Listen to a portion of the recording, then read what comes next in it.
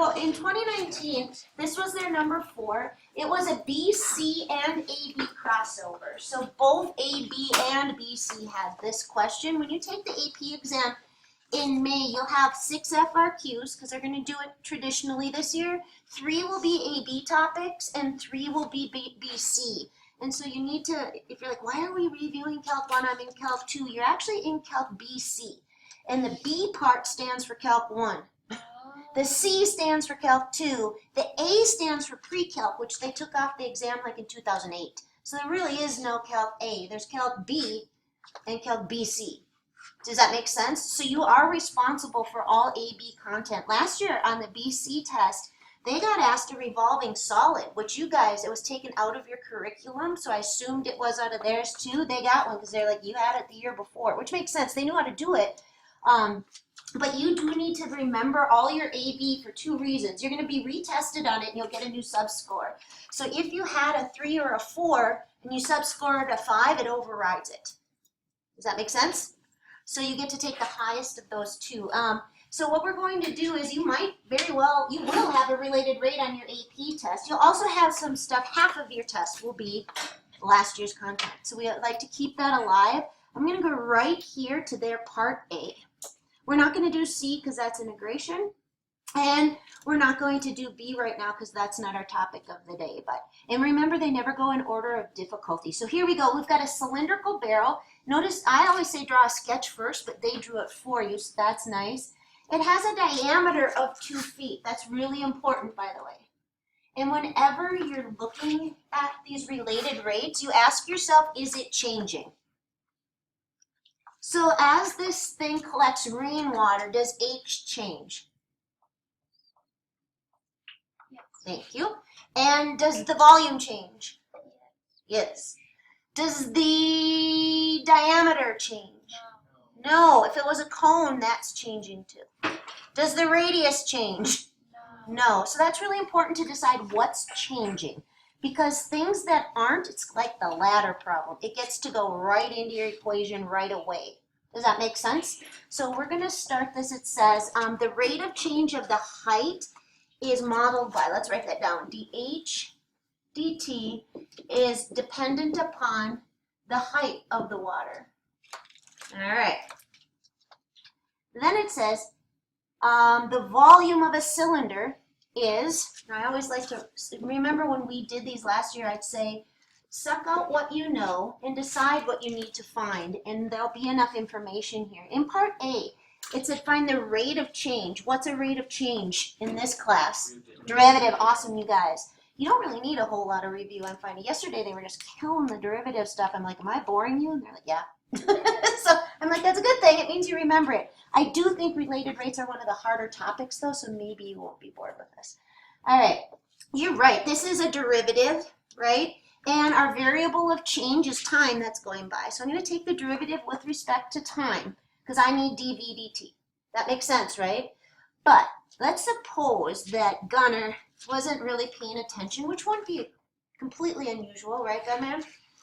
And he didn't hear me say that the diameter is constant and the radius is constant. Really what he should do is put a 1 in right now. Because if it's constant, it goes in. He should put a 1 in, but let's suppose he missed that. We'll figure out, well, suppose he's like, okay, I'm going to take the derivative. And he goes like this, and he says it's the derivative of this other side. You good, Gun? Please, this is a drill. At this time, we will be participating in a lock drill. Sorry, guys, we have a This is drill. only a drill, and there's no Just a actual sec, I'm going emergency. to pause.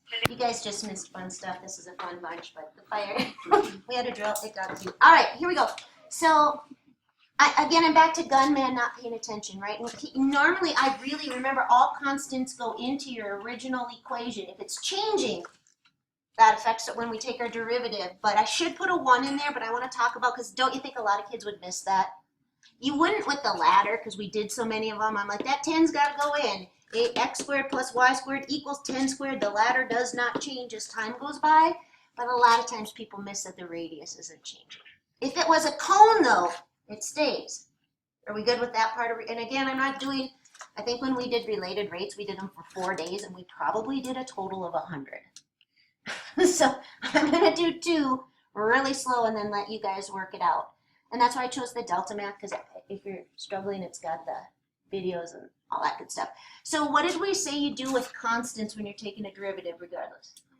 Exactly, bring it out front. So I've got my rate of change of the volume is equal to pi times. And I'm going to show you how Gunnar would fix the fact that he neglected to notice that the radius is a constant in this scenario. As the water fills, the radius doesn't change. He'll get right here, and a couple things will happen. When you go back up, it says to find the rate of change when the height is 4 feet. So I'm looking for dv dt. Remember I used to tell you to write this when the height is 4. Notice there's a v, there's an h, there's an h, there's an h. Do you see anything in the stem of the problem about r? So it has to be constant, because they're not, sometimes remember they'd say the radius is, or the height is twice the radius and you could substitute it in. That's not in this problem. So when there's absolutely nothing about it, it's in the picture. That should clear it up for you, right? Now if it said the height was twice the radius, you could replace that with 2r or whatever, but it doesn't have anything about it, which should make Gunnar go, wait a minute, I'm not going to launch into the product rule on here because this problem has nothing to do with r. Hopefully that'd get Gunnar to go back here and go, duh, r is 1, all right? And then it becomes really easy. That's the only hard part of this one that year, was to recognize that you are just taking the derivative of 1 squared or 1 times h. And what's the derivative of h with respect to time? Yeah, dh dt. And why did I say, well, that makes this one really easy? Yeah, it's right here, right? It says, so we're going to do pi negative 1/10 root h. But and again, this is a pi here. And then, so when I'm done here, I'm almost done, right? But when am I supposed to, I used to say stop the clock.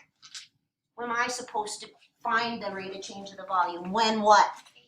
There you go, h equals 4. So it'll be a negative pi over 10 from here, times the square root of 4, which is 2. Could you leave it like that? Yes or no for an FRQ? Do you remember from last year? Yeah, because it's numerically equivalent to the correct simplified answer. So I would just leave it, or you can, I mean, honestly, I'd call it negative pi over 5, but I've seen enough kids when I grade these who screw up on the arithmetic. That would get full credit, because it didn't say, it does say indicate units of measure. That means it's a point of the 9. So how do you decide how to label it? Do you guys remember that? Just doing one really slow one here. How do you decide how to label your answer for dv dt? Go ahead, Luce. Yeah. Yeah, if you can't hear her when you're at home, but she said we're doing the change in volume, so we need the units for volume. What would the units for volume be with this problem? What is it? Feet cubed. Yep, perfect. So this would be feet cubed per, and what's our unit of time in this problem? Second. Do you think you could have had that one? I think so, if you recognize that the radius was constant. Okay, the next one I want to do is very, very different. It was very hard. I was actually a reader for this next one. Very few kids got this part of this problem correct, and you'll see why. Those who did, usually what I saw was that they had a little sketch. And did they give you a sketch on this one? They didn't, and without it, it's that's a lot of words. That's a huge problem stem. This is super easy. They all should have gotten that. You should look at that and go, yeah, I could find h prime at 6. Do you remember what we did last year to estimate what happened at 6 for the derivative? What'd you do? So, like if I had this one, it says use the table to estimate the derivative at 6. Yeah, find the average right there. Just 11 minus 6 over 7 minus 5. That would have been very easy for them last year. It has a trapezoidal sum. You might not remember that, but you will, because we're going to review that unit. And then do you remember what this was a trigger for? How about you, Gabe? Explain why there must be at least one time such that. What is that? There must be at least one. Existence theorem, right? And we only have 3. The EVT, which is hardly ever tested. What are the other 2? IVT, MVT. Gabe, do you know which one this is referencing? Since it's giving me H and asking me about H prime. MVT, yeah, you guys, good. But that's not what we're reviewing today, but you guys are amazing. All right, so let's go down here. It says the height of a tree. I would go like this. Measured in meters is modeled by G. So G is giving you the height of the tree. It's really important, Jordan, that you wrap your head around the stem of the problem. What is everything in here? G is the height of the tree. It's a function of X, so you better know what X is, right? The height is changing, right? As X changes, what's X in this problem? It says right here, it's the diameter of the base of the tree. As trees get bigger, their bases get bigger, right? You're with me so far? So right here's my tree. So maybe I go like this, tree getting bigger, diameter will get bigger. I kind of notice that they're changing, correct? So then I'm going to read it. When the tree is 50 meters tall, that's G, right? So when G is 50, I'm going to put a little G above that. The diameter of the base is increasing at a rate. There's your derivative. What is that derivative right there? The diameter of the base, dx dt, excellent. So this one, very few kids got right. Like very, very, very few. Those who did, I usually saw a picture. Like for this one, it was so easy to read part D because it's like no one's getting it, no one's getting it. Okay, here, it went fast. Nobody could do it. All right, so this was dx dt, is equal to, what did it say? It's increasing, so it's positive rate of change. And remember that was when, it had a when, so we put that little bar there, when G is 50. So again, everything's important. Boy, Jordan, I haven't even started this. I'm trying to get my head around the problem. Right, I got a tree. It's growing. The diameter of its base is changing. This is the rate that it's changing when the tree is this tall. Do you have your head wrapped around that? It's hard, isn't it? Carl, what do you think so far? Not too bad, right? Now it says, according to this, what is the rate of change of the height of the tree with respect to time? Wow. What am I being asked to find? The rate, D, G, dt. Oh man, you guys, awesome. That's what I want to know. When the tree is 50 meters tall. So look at what I've got. Basically, I've just taken that whole stem of the problem and I took every word out. All right, are you ready? So if I'm looking for dg dt, I better get g down there. Well, there's my equation. You know, if it was a Pythagorean theorem, I'd write down a squared plus b squared equals c squared or whatever. For that last one, it was pi r squared h, but you need the formula. This is a function of x. So here we go. There's 2 ways to do this. You guys said I'm looking for dg dt. Be very careful with that. There were points for this, though, for kids who did the correct rule. So dg dt equals. I would go over here and say it's the derivative of this. I'm showing everything because it really helps, and I'm only doing 2 of them. This is a hard problem. How are we doing so far, Connor? You good? I want you to anticipate how most kids got a couple points out of this. What did most kids know how to do to take the derivative of that expression? Quotient rule. Yeah, most kids across the world knew this was a quotient rule derivative. They either skipped it or they got to at least doing a quotient rule because they knew that. So just be very careful. I want you to anticipate where they messed up the quotient rule. Let's go do it. Quotient rule is low. Can you see? Raise your hand if you kind of know what happened with this. D high. What do you think most kids put? Zach, you raised your hand. There's no actual emergency. Sorry, they did announcements again. All right, so I was back to here. Zach, you had your hand up. I said most kids across the world, when they did low and then they did the derivative of 100x, they said it was 100. And you might say it is. The derivative with respect to x of 100x is 100. It's 100 times dx technically, right? But the derivative with respect to t of 100x is really testing what skill? Implicit. It's 100 times. You guys are so smart. Exactly. So that, do you see how a lot of kids just were going fast and they probably, but there were still actually, there was points for just student uses quotient rule, so never click. So that was low D high minus high, which would be 100x. Now be careful with D low. The derivative of 1 is 0 with respect to constants don't change, right? Dx is 1, but this is with respect to t. So what is this?